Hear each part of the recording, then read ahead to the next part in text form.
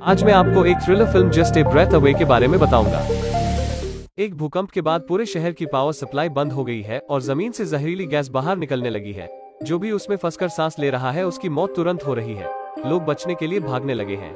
वो गैस अब घरों के अंदर जाने लगी है। मैथ्यू अपने घर पहुंचकर इस चीज के बारे में अपनी बीवी एना को बताता है। वो दोनों बचने के लिए छत की ओर चले जाते हैं और एक दरवाजे पर नॉक करते हैं। वो घर एक बुजुर्ग दंपत्ति का है और उन्हें इस चीज के बारे में अभी कुछ नहीं पता है।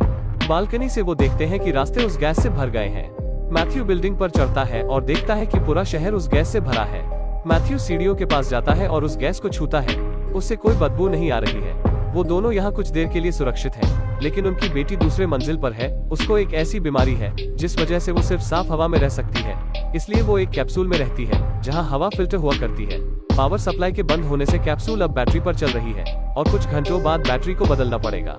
लेकिन मैथ्यू को यहाँ से उस मंजिल पर जाने 4 मिनट लगेंगे और इतनी देर तक उसको अपनी सांस रोक पाना असंभव है। तभी मैथ्यू को याद आता है कि 5वीं मंजिल पर एक अस्थमा पेशेंट रहता है जिसके पास ऑक्सीजन टैंक और मास्क है। वो गहरी सांस लेकर पाइप की मदद से नीचे जाता है। खिड़की तोड़कर वो उस घर के अंदर चला जाता है जहाँ उसको वो आदमी मरा हुआ दिखाई देता है। मैथ्यू की सांस जैसे ही टूटने वाली थी उसको एक ऑक्सीजन टैंक और मास्क मिलता है। अपने घर पहुंचकर वो बैटरी बदल देता है और अपनी बेटी से कहता है कि सब जल्द ही ठीक हो जाएगा। वो बाहर की स्थिति देखने के लिए जाता है।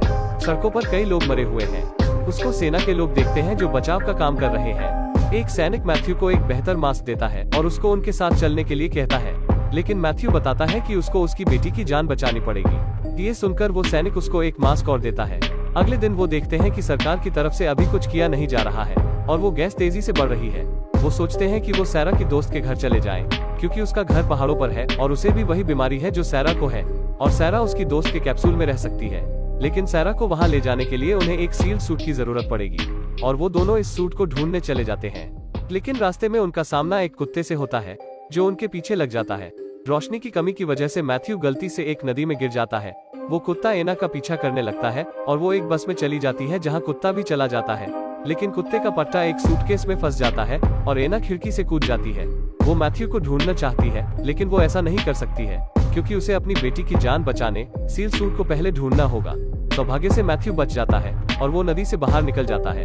कुछ देर बाद वो दोनों मिलते हैं और वो एक लैब में जाते हैं। उन्हें वहाँ सील्ड सूट मिल जाती है, लेकिन जब वो बाहर जा ही रहे होते हैं एक विस्फोट होता है और मैथ्यू के कपड़ों पर आग लग जाती है।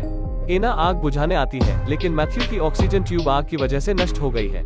अब उनको एक ही ऑक्सीजन टैंक को इस्तेमाल करना पड़ेगा।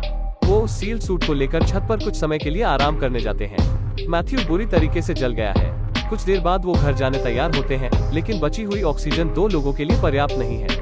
मैथ्यू एना को कहता है कि उसको वो सील्ड सूट लेकर घर जाना चाहिए। एना उसको अकेले छोड़कर नहीं जाना चाहती है, लेकिन उनकी बेटी के लिए उसे ऐसा करना पड़ेगा। एना घर की ओर चली जाती है और मैथ्यू घरों की छत पर चढ़ते हुए अपने घर जाने की कोशिश करता है। थोड़ी देर में वो एक पार्किंग लॉट की छत पर पहुंचता है जहां उसे खून के धब्बे दिख रहे हैं। उसे एहसास होता है कि यहाँ किसी का कत्ल हुआ है। वो वहाँ छानबीन करने लगता है और उसे तभी एक ऑक्सीजन टैंक दिखाई देता है। मैथ्यू जल्द ही उसको पहन लेता है और घर जाने के लिए तैयार होता है। अचानक एक पुलिस वाला वहाँ आता है और लग रहा है कि यही कातिल है। वो मैथ्यू को मास्क नीचे करने के लिए कहता है और अपनी गन निकालने लगता है। मैथ्यू ऑक्सीजन टैंक को ऑन कर लेता है और पुलिस वाले को पकड़कर छत से कूद जाता है।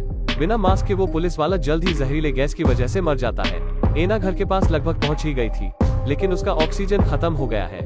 एना मास्क निकालकर अपनी सांस को रोकते हुए उस सूट को सीढ़ियों से खींचते हुए लेकर जाती है। आखिरकार वो उस गैस से बच जाती है, लेकिन जब वो बॉक्स को खोलती है तो पता चलता है कि विस्फोट के कारण सूट बहुत ज्यादा नष्ट हो गया है और इसके बिना उसकी बेटी का बच पाना नामुमकिन है। सील्ड कैप्सूल की बैटरी दोबारा खत्म होने वाली है और उसे बैटरी बदलने तुरंत जाना पड़ेगा। बिना मास्क के वो एक गहरी सांस लेकर नीचे भागने लगती है। बैटरी खत्म हो गई है और वो गैस कैप्सूल के अंदर जाने लगी है। एना वहाँ पहुँच जाती है और बैटरी बदल देती है। कैप्सूल से अब वो गैस बाहर चली गई है। सैरा अपनी माँ से पूछती है कि उसका मास्क कहाँ है। एना कुछ बता नहीं पाती है और अपनी इच्छा के बिना वहाँ से उसको जाना पड़ता है। कुछ घंटों बाद मैथ्यू घर पहुँचता है और जब वो सीढ़ियों के पास जाता है तो उसे पता चलता है कि एना की मौत हो गई है।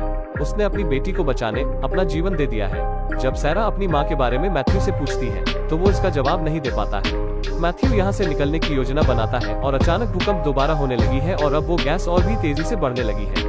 मैथ्यू को याद आता है कि उसने एक वैन देखी थी जिसमें गैस से बचने के लिए सूट मौजूद थी। वो उस बुजुर्ग आदमी से कहता है कि वो सूट ढूंढने जा रहा है और जल्द ही लौटकर वो सबको यहाँ से बाहर निकाल लेगा। लेकिन वो बुजुर्ग हंसते हुए मना कर देता है और कहता है कि भगवान उसके और उसकी बीवी के लिए काफी दयालु थे और अब उनका जाने का समय आ गया है। वो बुजुर्ग दंपत्ति बेड पर लेट जाते हैं और अपने अंत का इंतजार करने लगते हैं। मैथ्यू को सूट मिल जाती है और वो घर जल्दी पहुंचने के लिए एक स्कूटर को चालू कर लेता है, लेकिन एक लड़का रास्ते पर आ जाता है और उसको बचाने के लिए मैथ्यू स्कूटर मोड़ लेता है, जिस वजह से वो गिर जाता है। जब वो जागता है तो उसे पता चलता है कि उसके सर पर काफी ज्यादा चोट लग गई है और वो दर्द असहनीय है। वो वॉकी टॉकी से अपनी बेटी को कॉल लगाता है, लेकिन उसे कोई जवाब नहीं मिलता। अचानक दो लोग बिना मास्क के चलते हुए दिखाई देते हैं और पता चलता है कि ये सैरा और उसकी दोस्त है और इन दोनों को उस बीमारी की वजह से उस गैस से कुछ प्रभाव नहीं पड़ रहा है। मूवी के अंत में मैथ्यू जागकर खुद को सैरा के कैप्सूल में पाता है और सैरा उसका देखभाल कर रही है। वीडियो देखने के लिए धन्यवाद। अगर आपको ये वीडियो पसंद आई हो तो लाइक बटन जरूर दबाएं और इस तरह के वीडियोस देखने के लिए हमारे चैनल को सब्सक्राइब करना न भूलें।